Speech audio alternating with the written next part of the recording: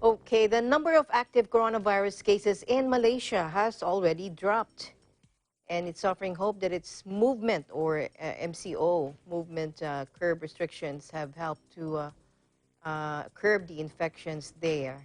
They also reported more recoveries. Here's Ruby Tinawin to give us an update. Hello, Ruby.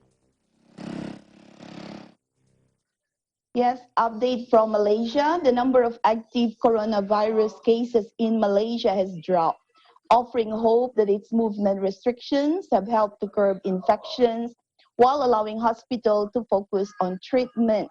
Active infections have not hit the predicted peak that research houses forecast earlier, with recoveries now accounting to 53% of total 5,182 cases. Malaysia also recorded its lowest number of new cases in a month on Wednesday at 85, after previously recording triple digits daily. For the past month, yesterday it reported 110 new cases and 110 patients discharged, the fourth consecutive day when discharged patients exceeded new cases. The country is now taking a focused approach by zooming in on location, high-risk groups, and 28 clusters, said the Health Ministry's Director General, Dr. Nur Hisham Abdullah. He added spikes in new cases seen in the past month were due to the ministry's concerted effort with contract tracing and testing in communities with high number of cases. JP Morgan predicted in a report last month that Malaysia's COVID-19 infection would hit the peak in mid-April with 6,300 infections.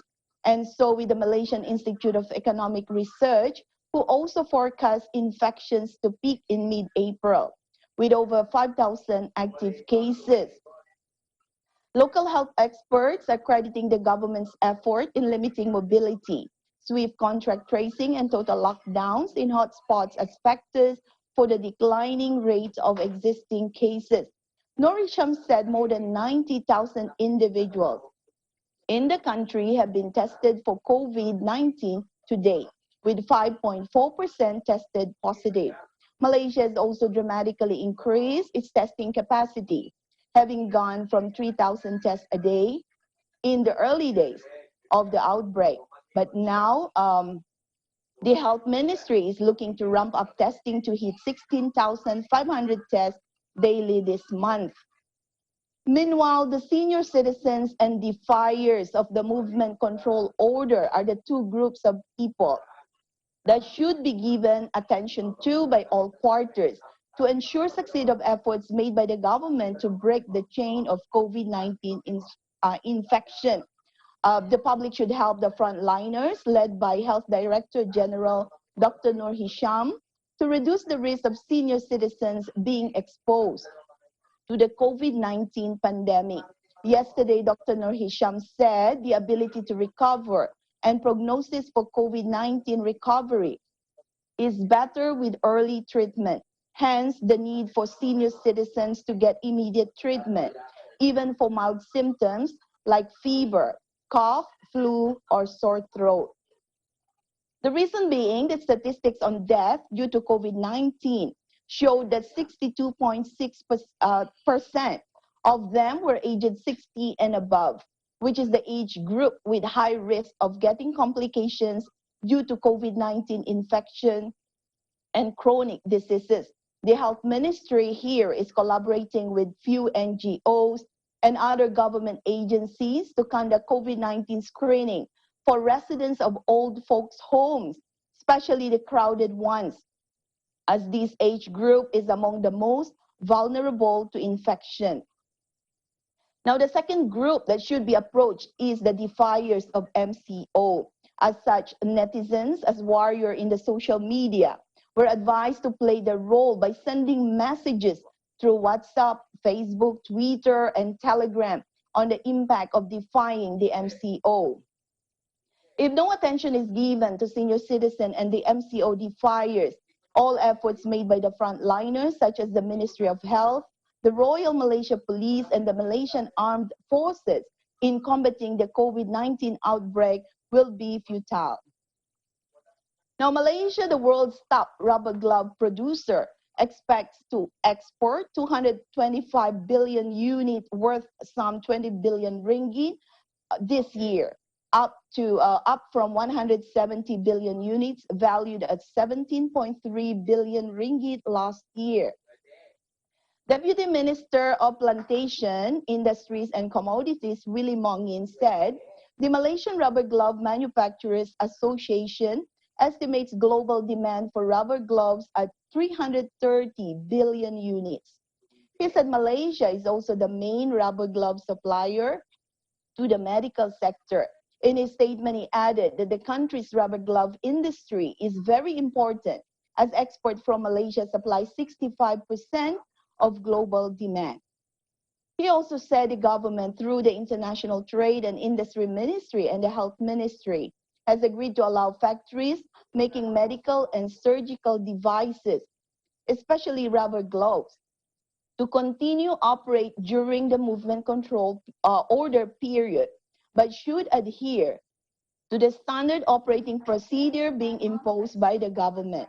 On reports about two rubber glove factories identified as having caused environmental pollution, he said the problem should not recur and the rubber products manufacturing industry should comply with the regulation. Now, the good news is Malaysia has moved up to the 26th position out of 88 countries in the Global Talent Competitiveness Index 2020, also known as GTCI 2020, 2 spots higher than its 28th ranking last year. In a statement yesterday, Malaysia Digital Economy Corporation, MDEC, said Malaysia's newly earned accolade for talent development had dominated in multiple categories. It said it is the only country from the upper middle income bracket that is in the top quartile of the report. MDEC also said Malaysia has outperformed high-income economy countries in the list, such as China, South Korea, Spain, and Portugal. The GTCI 2020 report is jointly produced by INSEAD University, Google, and ADICO, which track and measure the world's talent performances. In terms of performance ranking, Malaysia scored strongly in the enable, attract, and vocational and technical skill pillars. Ruby? Yes, Alma? Hi, okay. So, my question is, the virus cases is dropping.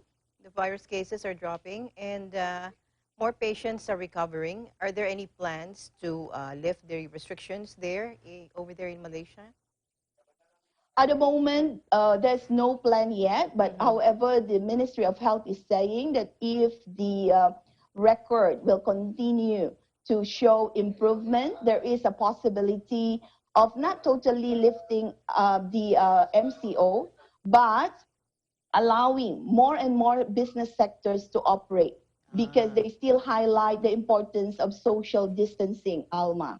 Okay, so Ruby, I haven't asked you yet, but how are you keeping yourself up during these difficult times? You and your family, can you tell me a little bit more about your family and how you guys are keeping up?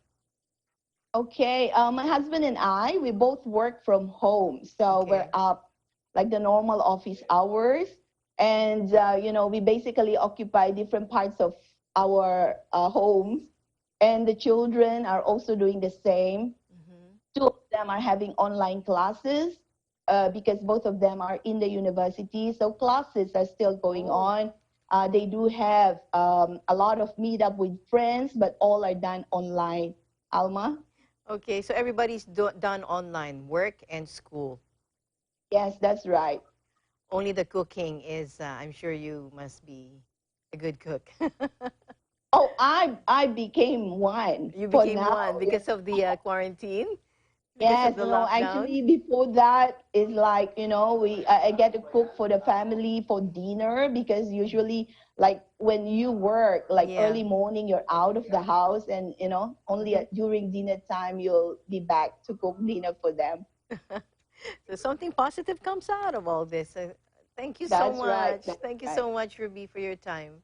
You're welcome. Okay, reporting live from Kuala Lumpur, Malaysia. This is Ruby Tinawin. We live in interest.